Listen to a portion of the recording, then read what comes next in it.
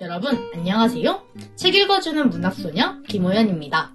오늘 여러분들에게 소개시켜줄 책은 과연 무엇이냐? 두근두근 바로 김희경 작가의 이상한 정상가족입니다.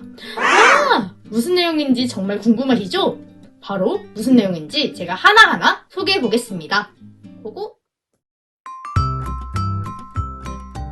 책 제목부터 범상치 않은데요. 이상한 정상가족이라 제목부터 되게 모순적이지 않나요? 생각해봅시다. 우리 정상의 뜻이 뭘까요? 사전적 정의에 의하면 특별한 변동이나 탈이 없이 제대로의 상태 또는 일정하여 늘 한결같음이라고 할 수 있겠는데요. 그런데 제대로 된 그 상태가 이상하다고요? 왜 이런 모순을 작가는 책 제목으로 삼았을까요? 바로 그 정상은 우리 기준이니까요. 지구촌 중심에서는 우리의 정상적인 가족, 이 기준이 이상해 보이는 겁니다. 즉, 기준이 상대적인 거죠. 아직은 제 말이 잘 와닿지 않으시죠? 앞으로 제가 해드리는 말을 집중해서 들으면 무슨 내용인지 알게 될 거예요. 우리 민족하면 무엇이 생각나시나요? 역시 하나 되는 마음이죠. 월드컵을 하면서도 우리나라를 제일 응원하고 우리 동네가 제일 중요하고 우리 학교에 우리 반이 제일 중요하고 우리 가족이 제일 중요하고 이런 마음을 대부분 품고 삽니다. 단일된 무언가를 우리는 굉장히 집착을 하죠. 그런데 사실 한민족이 단일 민족이 아니었다는 사실은 알고 계셨나요? 한민족은 36개 민족의 피가 섞인 잡탕 민족입니다. 단일 민족이라는 의식이 처음 출현한 게 조선 말기부터고 이가 보편하게 된 시기도 1960년대에 들어서서죠. 그런데 이런 단일 민족이 왜 만들어졌을까요?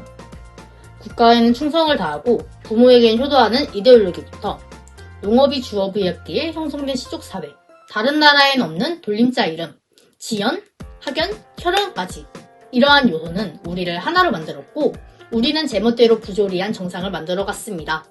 배타적인 정상 기준과 단일 민족이란 허상, 이 모든 것들이 합해져서 한국은 다른 나라에선 볼 수 없는 독특한 문화를 형성한 거죠. 물론 단일적인 마음이 민족의 단결을 도와주긴 했습니다. 그러나 우리는 이 때문에 우리 기준에 어긋나는 것은 차별하는 그런 결과를 낳게 되었습니다. 즉, 우리 편은 무조건 옳고 우리랑 조금이라도 다르면 무조건 나쁘다는 생각이 생겨버렸다는 겁니다. 이제부터 우리는 우리의 단일적인 마음 때문에 생겨난 현상들을 살펴볼 거예요. 다른 나라에게는 이상하게 여겨질 수 있는 형상을 말입니다. 챕터 1. 가족은 정말 울타리인가를 봐보겠습니다. 사랑의 배 들어보셨지요? 사랑한다는 명목하에 교육적인 목적으로 하는 폭력을 의미하는데요. 폭력에 과연 사랑이 담겨있을 수 있을까요? 저는 아니라고 생각합니다. 오히려 매를 들다가 자신의 화풀이 대상이 될 거예요. 즉, 체벌이 미화하는 건데요. 원래 가지고 있었던 목적은 사라지고 아이는 뒤틀린 인성이 형성된다고 해요. 따라서 체벌은 정당화될 수 없습니다. 유엔 아동권리협약을 보면 국가가 법으로 체벌을 금지하게 되어 있습니다. 소유권을 주장하면서 무작정 때릴 수는 없겠죠. 훈육 방법은 천륜이 아닌 인권을 보장받는 방식을 따라야 합니다. 이를 위해 법의 힘을 빌릴 필요가 있겠습니다. 때리는 것만이 과연 아이를 소유물로 여겼을 때 생기는 반응일까요? 아닙니다. 때리는 거 말고 더 있는데요. 생기부 인생이라고 들어보셨지요? 우리는 스펙 중심 사회에 살아가고 있습니다. 우리는 이 스펙을 통해 인정받고 위로 올라갈 수 있는데요. 사랑을 핑계로 부모는 자식에게 스펙을 부지런히 쌓을 것을 요구합니다. 그 수단으로 학원과 과외를 많이 이용하는데요. 실은 아이들이 가장 원하는 것은 놀 권리입니다. 성인의 법정 근로시간은 40시간인데요. 그런데 10대 하루 평균 시간은 어떻게 되는지 아시나요? 바로 6시간이 넘어갑니다. 즉, 평균으로 7일 계산을 해보면은 42시간. 그러니까 법정 근로시간을 넘어서는 겁니다. 성인들보다도 제대로 쉬지 못하는 건데요. 한창 뛰어놀아야 할 아이들이 어렸을 때부터 사회로부터 받게 된 짐이 너무 과하지 않나요? 동반자살이라고 들어보셨나요? 정말 무서운 말인데요. 바로 부모가 미성년 자녀를 살해한 후 자살하는 겁니다. 미안하다. 가족을 두고 혼자 떠날 수 없어서 이런 선택을 했다. 동반 자살을 한 부모가 남긴 편지입니다. 그렇다면 이 현상을 중국에서는 뭐라고 부를까요? 바로 윤리 참극입니다. 훨씬 더 비참한 용어를 선택했죠? 그만큼 우리나라에서는 동반 자살의 인식이 아직 부족합니다. 사실 동반 자살은 부모가 멋대로 정한 건데요. 자신이 도대체 무엇이길래 아이의 생사 의지를 생각하지도 않고 멋대로 죽이나요?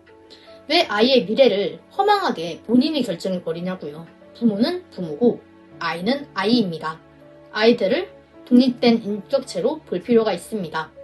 친권은 아이의 권리와 평등을 보장해 주어야만 진정한 직권입니다. 권리가 아니라 의무인 겁니다. 필수적으로 지켜줘야 해요.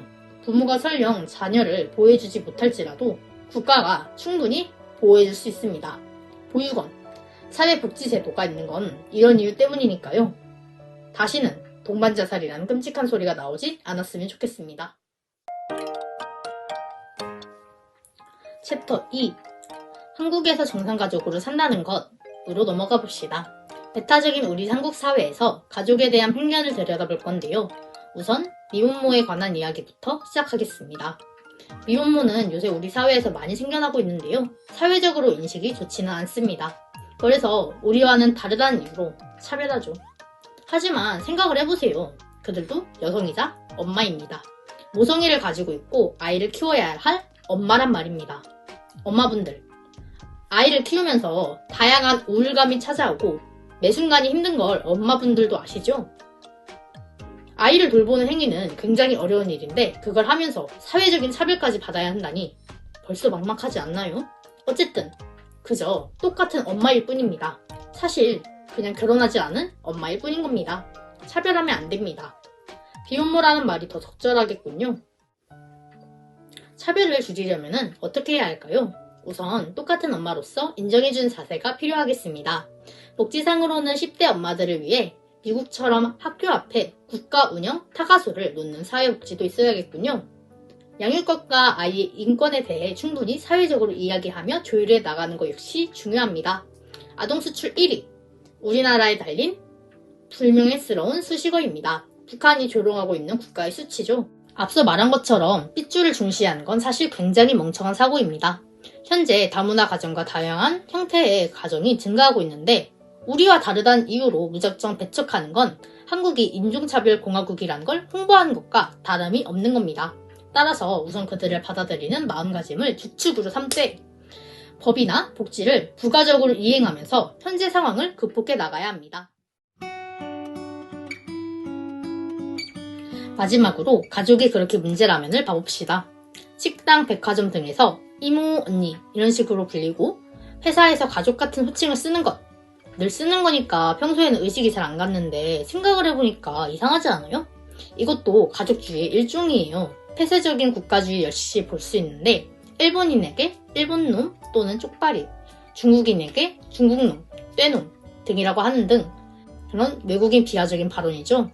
우리가 사용하는 단어까지 차별과 가족주의가 묻어나 있어요. 참 지금까지의 생활이 다른 나라에게 이상해 보였을 것이라고 생각하니까 부끄러워지네요. 지금까지 우리에게는 정상이지만 지구촌에게는 이상한 우리나라의 배타적인 문화에 대해 알아보았습니다. 아이를 소유하는 것으로 여겼기 때문에 아이의 의사를 따르지 않고 미혼모나 다문화 가정을 차별하는 모습, 아니면 과하게 하나 되려고 하는 부자연스러운 호칭까지 이 책에서는 우리는 정상이지만 지구촌에겐 이상한 그런 모순에 관해 이야기하고 있었습니다. 그러면 우리는 앞으로 어떤 것을 하면 좋을까요? 우선 어린이를 부모에게 귀속된 존재, 소유품이 아닌 국가의 보호를 받을 정당한 권리가 있는 개인으로 보아야 합니다. 그들도 오롯이 자신의 의지가 있고 자신의 권리가 있으니까요. 부모라는 이유로 부모 멋대로 아이의 권리를 침해할 수는 없습니다. 법을 통해 국가가 보장해 주어야 합니다. 또한 다문화 가정이나 미혼모 등 가정을 보호해 주어야 하는데요. 그들도 가족입니다. 물론 법, 복지로 도울 수는 있지만 그러면 또 그것 때문에 차별하거나 마음이 갈라지게 될 수도 있어요. 오롯이 가족으로 인정하는 마음부터 길러야 합니다. 그들의 처지, 생각, 그런 모든 것들을 같이 공유하고 같이 지내면서 그들을 이해하고 인정해야 하는 겁니다. 지금까지 김일경 작가의 이상한 정상가족이었습니다. 이번 영상을 통해 한국의 독특한 문화에 관해 다양한 생각을 하게 될 계기가 되었으면 좋겠습니다. 지금까지 책 읽어주는 문학소녀 김호연이었습니다. 시청해주셔서 감사합니다.